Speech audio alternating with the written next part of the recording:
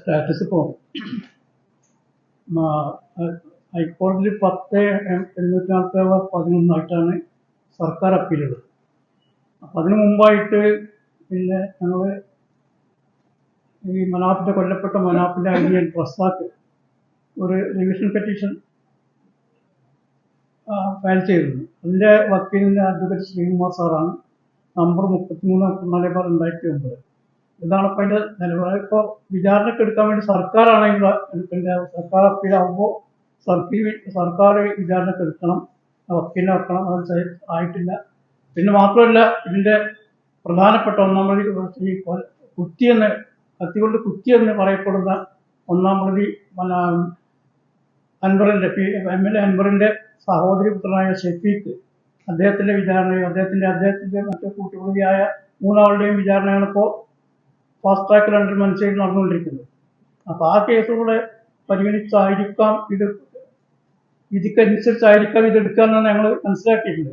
സർക്കാരാണ് ഈ അപ്പീൽ എടുക്കേണ്ടത്. ഞങ്ങൾ അതിപ്പോൾ MLA ഭരണസ്വാധീനം ഉപയോഗിച്ച് അത് നീട്ടിക്കൊണ്ട് പോകുന്നുണ്ടോ എന്നുള്ളൊരു ആശങ്കയും സംശയം കൂടി ഞങ്ങൾക്ക് ഇക്കാര്യത്തിലുണ്ട്. അതിൻ്റെ സ്റ്റാറ്റസ് ഇപ്പം അങ്ങനെയാണ്. വേറെ ഇത് ഞങ്ങളുടെ റിവിഷൻ പെറ്റീഷൻ ഹർജി 2 പ്രാവശ്യം 2-3 പ്രാവശ്യം ഈ കേസ് മെൻഷൻ ചെയ്ത് പോയിട്ടേ ഉള്ളൂ. ബാക്കി കാര്യങ്ങളൊക്കെ സർക്കാരാണ് സ്വീകരിക്കേണ്ടത്. അത് ഇതുവരെ സ്വീകരിച്ചിട്ടില്ല. ഇതിൻ്റെ കാര്യമായിട്ടുള്ള ട്രയൽ, ഒന്നാം പ്രതിയുടെ ട്രയലാണ് ഇപ്പോൾ നടന്നുകൊണ്ടിരിക്കുന്നത്. റിവിഷൻ പെറ്റീഷൻ അല്ല, റിവിഷൻ പെറ്റീഷൻ സർക്കാർ അപ്പീൽ കൂടെ ഉള്ളത് കൊണ്ട് റിവിഷൻ പെറ്റീഷൻ എടുക്കേണ്ടെന്നുള്ളൊരു അല്ല, കോടതി അല്ല, ഞങ്ങളുടെ വക്കീലങ്ങനെ പറഞ്ഞു. ശ്രീകുമാർ സാർ അങ്ങനെ പറഞ്ഞതാണ്. ഞങ്ങൾ നിയമോപദേശം കിട്ടിയ അങ്ങനെയാണ്. അതിനുള്ള അങ്ങനെ അപ്പോൾ വിചാരണ നടത്തുന്നുണ്ട്. കഴിഞ്ഞ അഡ്വക്കേറ്റ് അനിൽകുമാറാണ്, പിന്നെ CBI പ്രോസിക്യൂട്ടറാണ് അഡ്വക്കേറ്റ് അനിൽകുമാറാണ് അതിൻ്റെ സ്പെഷ്യൽ പ്രോസിക്യൂട്ടർ. ഈ കേസുമായിട്ട് ബന്ധപ്പെട്ട് ഹൈക്കോടതി ഉത്തരവ് പ്രകാരം സർക്കാർ നിയമിച്ചതാണ്. അതിനും ഹൈക്കോടതി ഉത്തരവ് വേണ്ടി വന്നു. ഞങ്ങൾ ഹൈക്കോടതിയിലൊക്കെ പോയിട്ടാണ് അങ്ങനെ ഒരു വക്കീലിനെ പിന്നെ ഒരു സ്പെഷ്യൽ പ്രോസിക്യൂട്ടറായിട്ട് അനുവദിച്ച് കിട്ടിയിട്ടുള്ളത്. ഇങ്ങനെ ഒരുപാട് പ്രയാസങ്ങൾ ഈ കേസുമായിട്ട് ബന്ധപ്പെട്ട് അതിനകത്ത് സഹിക്കേണ്ടി വന്നിട്ടുണ്ട്. അങ്ങനെ അത് പിന്നെ നാട്ടിലെ സാക്ഷികളൊക്കെ കഴിഞ്ഞു. പിന്നെ അത് മറ്റൊരു അൻവർ അടക്കമുള്ള 21 പ്രതികളെ വെറുതെ വിട്ടതെന്ന് പിന്നെ പ്രോസിക്യൂഷൻ ഒന്നാം സാക്ഷി, അതായത് ഒരു FIR സാക്ഷി, FIS കൊടുത്ത സാക്ഷി കൂറുമാറി എന്നുള്ളതാണ് പ്രധാനമായിട്ട് അതിലെന്താ സംഭവിച്ചത്. പണം കൊടുത്തൊക്കെ അവരുടെ സ്വാധീനത്തൊക്കെ കൂറുമാറ്റിയെന്നാണ് ഞങ്ങൾ മനസ്സിലാക്കുന്നത്. പിന്നെ അത് മാത്രമല്ല, അന്ന് പിന്നെ ഇതിൻ്റെ സ്പെഷ്യൽ പ്രോസിക്യൂട്ടറിൻ്റെ അഡ്വക്കേറ്റ് ശ്രീധരൻ സാറ്, അദ്ദേഹവും ഇതിന് കൂട്ടുനിന്നാൽ ഞങ്ങൾക്ക് സംശയം ഉണ്ടാക്കി. കേസ് അട്ടിമറിക്കുന്നതിന് കൂട്ടുനിന്നെന്ന് ഞങ്ങളുടെ കുടുംബം സംശയിക്കുന്നു. അത് ഞങ്ങൾക്ക് നേരത്തെയുള്ള സംശയമാണ്, എപ്പോഴും പറയുന്ന കാര്യങ്ങൾ. അന്ന് ഈ കേസ് 2009 ഈ കേസ് വിചാരണ നടക്കുമ്പോൾ അന്ന് സ്പെഷ്യൽ പ്രോസിക്യൂട്ടറായി നിയമിക്കപ്പെട്ടിരുന്ന അഡ്വക്കേറ്റ് ശ്രീധരൻ നായരായിരുന്നു, മഞ്ചേരി. അദ്ദേഹത്തിൻ്റെ പ്രതികൾക്ക് അനുകൂലമായിട്ട് നിന്നോ കേസ് ആദ്യം നല്ല കണക്ക് നടത്താതെ ഞങ്ങൾക്ക് കേസ് നടത്തി പരിചയമില്ലാത്തൊരു കുടുംബമാണ് ഞങ്ങൾക്ക് ഈ കാര്യത്തിലൊന്നും വലിയ മുൻപരിചയമില്ല. അതുകൊണ്ട് പ്രതികളെ കൂടെ നിന്നോ എന്നൊരു സംശയം ഞങ്ങൾക്ക് ആ കാര്യത്തിലുണ്ട്. അതുകൊണ്ടായിരിക്കാം അത് വെറുതെ വിട്ടു പോയത് എന്നുള്ള സാഹചര്യമാണ് അന്നുണ്ടായത്. എന്നാലും ഞങ്ങൾ കുടുംബം എന്നുള്ള ഞങ്ങളുടെ ഒരു പ്രിയപ്പെട്ട ഒരു അംഗമായ കുടുംബത്തിലെ അംഗമായ മനാഫ് കൊല്ലപ്പെട്ട് ഞങ്ങൾക്ക് ഇന്നും വിഷമമുണ്ട്. അത് എത്ര അങ്ങേയറ്റം വരെ ഇനി സുപ്രീം കോടതി വരെ പോകണമെങ്കിൽ സുപ്രീം കോടതി പോയിട്ടെങ്കിലും നീതി ലഭിക്കണം എന്നുള്ളതാണ് ഞങ്ങളുടെ കുടുംബത്തിൻ്റെ തീരുമാനം. കാര്യത്തിൽ പറയണം, മറ്റൊന്നും ഞങ്ങൾക്ക് പറയാനില്ല. 21 ലക്ഷത്തോളം സന്തുഷ്ടരായ ഉപഭോക്താക്കളും 2 ലക്ഷത്തോളം തിമിര ശസ്ത്രക്രിയകളും പൂർത്തിയാക്കിയ മലബാറിലെ ഏക കണ്ണാശുപത്രി Al Salama high hospital, hospital road, Perinthalmanna. സ്റ്റേറ്റിന്റെ ഭാഗത്തുനിന്ന് ഉണ്ടായിട്ടില്ല. ഗവൺമെന്റുകൾ മാറി വന്നെങ്കിലും സ്റ്റേറ്റിന്റെ ഭാഗത്തുനിന്ന് ഉണ്ടായിട്ടില്ല. ഞങ്ങൾ വിശ്വസിക്കുന്നു. അദ്ദേഹം ആദ്യം കോൺഗ്രസ്സുകാരായിരുന്നു, അന്ന് കോൺഗ്രസ് ഗവൺമെന്റുകളെ UDF ഗവൺമെന്റൊക്കെ സ്വാധീനിച്ചിട്ടുണ്ടായിരുന്നു. ഇപ്പോൾ LDFിന്റെ MLA ആണ്, സ്വതന്ത്ര MLA ആണ്. ഇപ്പോഴും അദ്ദേഹത്തിന്റെ സ്വാധീന കാര്യത്തിൽ ഉണ്ട് എന്നാണ് ഞങ്ങൾ വിശ്വസിക്കുന്നത്. കൂറുമാറിയ പ്രതി അത് ഒരാൾ മരിച്ചുപോയി. ഒന്നാം പ്രതി മരിച്ചുപോയി. ഇന്നാണ് മരിച്ചത്, രാവിലെ. സാക്ഷി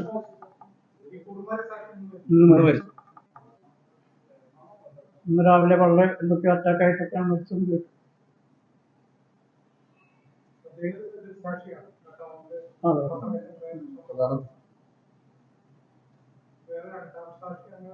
പിന്നെ അവര് ബാക്കിയുള്ള സാക്ഷികൾ അത് വീട്ടിൽ കയറിയിട്ടാണ് അത് ആക്രമണം ഉണ്ടായത്. കാരണം അപ്പം മനാഫ് അവിടെ ഇല്ല.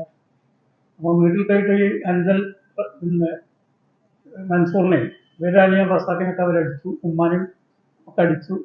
അതിലൊക്കെ 50 പ്രതി ഉണ്ടായിട്ടുണ്ട്. പിന്നെ അത് കഴിഞ്ഞ് അതായി അങ്ങാടി വരുമ്പോഴാണ് മനാഫ് വീട്ടിൽ കണ്ടുമുട്ടുന്നത്.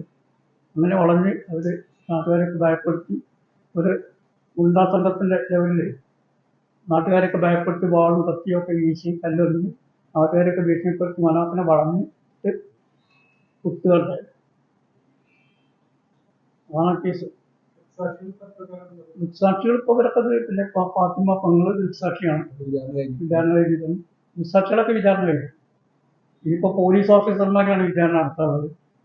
പിന്നെ അതുപോലെ പോലീസ് സർജൻ, അതുപോലെ തന്നെ തിരിച്ചറിയൽ പരേഡ് നടത്തിയ 2-3 മജിസ്ട്രേറ്റുമാർ, ഇതൊക്കെയാണ് പിന്നെ ട്രയൽ നടത്താനുള്ളത്. അപ്പോൾ ഈ സന്ദർഭത്തിൽ ഞങ്ങൾ ഈ പ്രത്യേകിച്ച് പത്രസമ്മേളനത്തിൽ വരാനുള്ള കാരണം എന്ന് വെച്ചാൽ ഈ സന്ദർഭത്തിൽ പോലീസാണ് ഇതിനൊക്കെ താല്പര്യത്തിനൊക്കെ സാക്ഷികളൊക്കെ ഹാജരാക്കി കൊടുക്കുന്നുണ്ട്. അത്തരം പോലീസ് അസോസിയേഷൻ തന്നെ ഇത്തരം ഒരു പ്രതിയെ, ഇത്തരം ഒരാളെ എൻ്റെ കാര്യങ്ങൾക്ക് ഉദ്ഘാടനത്തിന് ക്ഷണിക്കുന്നതിന് നടത്തിക്കുന്നു എന്ന് പറയുമ്പോൾ തന്നെ ഞങ്ങൾക്ക് ആശങ്ക കിട്ടാൻ അതുകൂടെ അറിയിക്കാനാണ് ഞങ്ങൾ കുറച്ച് സമയം പ്രധാനമായിട്ട് ഉണ്ടുണ്ട്. സർവീസിലില്ല. ഇപ്പോൾ കുറേ കയറി അന്നത്തെ SI മരിച്ചുപോയി. പിന്നെ പത്മനാഭൻ എന്ന് പറയാം, അദ്ദേഹം മരിച്ചു. പോലീസുകാരും CI ഒക്കെ ഉണ്ട്. പ്രധാനപ്പെട്ട കുറെ ആളുകൾ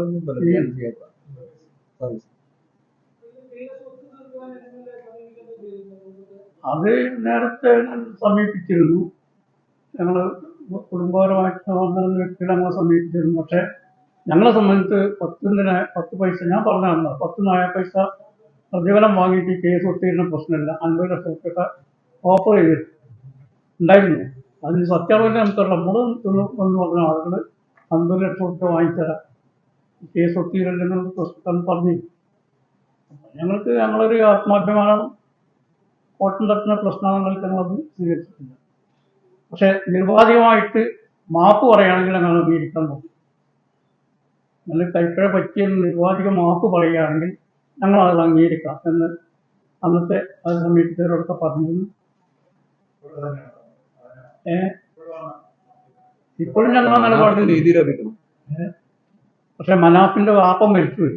വാപ്പുള്ള സമയത്ത് ചേരുന്നത് ഞങ്ങളത് പിന്നെ അവരുടെ അന്ന് ചെറുപ്പക്കാരാണ് മനാഫിനെ അൻവറിനായാലും അവൻ്റെ പിന്നെ സാഹചര്യത്തിലുള്ള ചെറുപ്പക്കാരൻ്റെ ചോരക്കുഴപ്പുള്ള സമയമാണ്.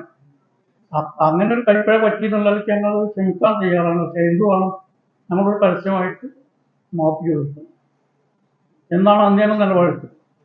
അപ്പം അതിന് പകരം അവർ കാശ് ഇതുപോലെ ഉള്ള ഇത്തരം പരിപാടികളിൽ ഈ MLA അടക്കമുള്ള ആളുകൾക്ക് അർഹമായ ശിക്ഷ ഈ കേസിൽ ഉൾപ്പെട്ട, അതായത് മനാഫ് വധക്കേസുമായി ബന്ധപ്പെട്ടുള്ള മുഴുവൻ പ്രതികൾക്കും അർഹമായ ശിക്ഷ ലഭിക്കണം എന്നാണ് ഞങ്ങൾ ആഗ്രഹിക്കുന്നത്. അതിനുവേണ്ടിയുള്ള ഒരു പ്രയത്നത്തിന്റെ ഭാഗമാണ് ഇത്തരമൊരു സന്ദർഭത്തിൽ ഞങ്ങൾ ഈ ആവശ്യം ഉന്നയിക്കുകയാണ്. ഈ ഇതുമായിട്ട് ബന്ധപ്പെട്ടുകൊണ്ട് ഇത്തരം ആളുകളെ ഇത്തരം സന്ദർഭങ്ങളിൽ ഉപയോഗപ്പെടുത്തുന്നതിനെതിരെ മുഖ്യമന്ത്രിക്കും ബന്ധപ്പെട്ട ആഭ്യന്തര വകുപ്പ് സെക്രട്ടറിക്കും അടക്കമുള്ള ആളുകൾക്ക് ഞങ്ങളുടെ കുടുംബത്തിന്റെ ഒരു പരാതി നൽകുന്നു. ഒതായി അങ്ങാടിയിൽ വെച്ച് ഞങ്ങളുടെ സഹോദരൻ പള്ളിപ്പറമ്പൻ മനാഫ് എന്നിവരെ അടിച്ചും കുത്തിയും കൊലപ്പെടുത്തിയ കേസിലെ 2ാം പ്രതിയായിരുന്ന PV അൻവർ MLA അടക്കമുള്ള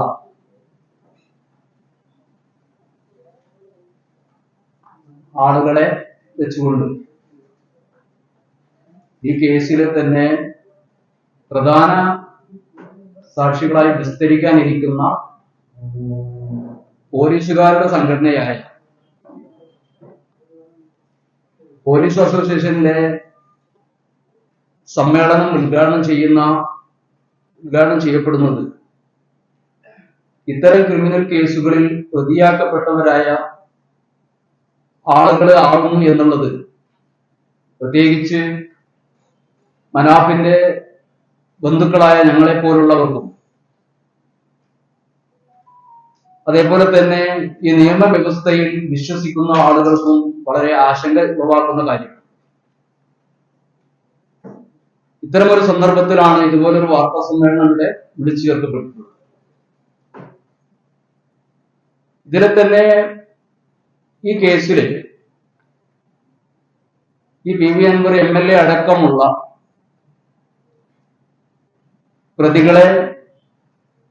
പ്രതികളായിരുന്ന മുഴുവൻ പ്രതികളെയും പരമാവധി ശിക്ഷ നൽകണമെന്ന്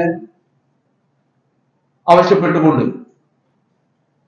സർക്കാരിന്റെ റിട്ട് ഹർജി തന്നെ ഹൈക്കോടതിയിൽ കിടക്കുകയാണ്. അത്തരമൊരു സന്ദർഭത്തിൽ ഇത്തരം സ്വാധീനം ചെലുത്താൻ കഴിവുള്ള ഭരണരംഗത്ത് പിടിപാടുള്ള ഒരു ഭരണപക്ഷ MLA ആയിട്ടുള്ള ഇത്തരം ആളുകളെ ഈ ജില്ലാ പോലീസ് അസോസിയേഷന്റെയൊക്കെ ഉദ്ഘാടനം ചെയ്യിക്കപ്പെടുക എന്നുള്ളത് വലിയൊരു ആശങ്ക തന്നെയാണ്. ഈ കേസിലെ തന്നെ പ്രധാനപ്പെട്ട പ്രതികളുടെ വിചാരണ ഷഫീഖ്, ഷെരീഫ് അടക്കമുള്ള 4ഓളം പ്രതികളുടെ വിചാരണ മഞ്ചേരി സെഷൻസ് കോടതിയിൽ നടന്നുകൊണ്ടിരിക്കുക. ഇതിലിനി വിസ്തരിക്കാനുള്ള പ്രധാനപ്പെട്ട നമ്മുടെ ഈ ആഭ്യന്തര വകുപ്പിലെ ഉദ്യോഗസ്ഥരാണ് ഇനി നമുക്ക് വിചാരണ ചെയ്യപ്പെടാനുള്ളത്. ഇത്തരം ആളുകളെ സ്വാധീനിക്കാൻ വേണ്ടി നടത്തുന്ന ഒരു ശ്രമങ്ങളുടെ ഭാഗമാണോ ഇത്തരം ആളുകളെ ഈ പോലീസ് മേധാവികളുടെ തന്നെ ഒരു അസോസിയേഷന്റെ ഉദ്ഘാടനത്തിനൊക്കെ വിളിക്കുന്നത് എന്നുള്ളതാണ് ഞങ്ങൾ ധരിക്കുന്നത്.